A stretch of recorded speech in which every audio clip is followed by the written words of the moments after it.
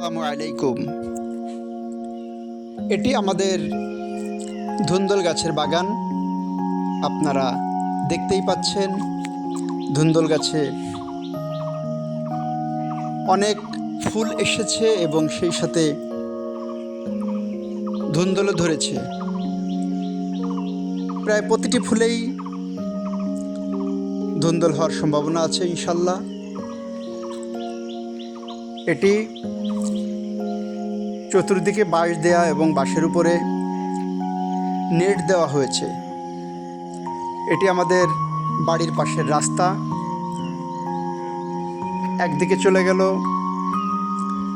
নতুন বাজার এবং অপর দিকে চলে গেল রাস্তাটি পুরাতন বাজার অর্থাৎ শিকারপুর হাট। এটি আমাদের কলার ঝাড় এবং পাশেই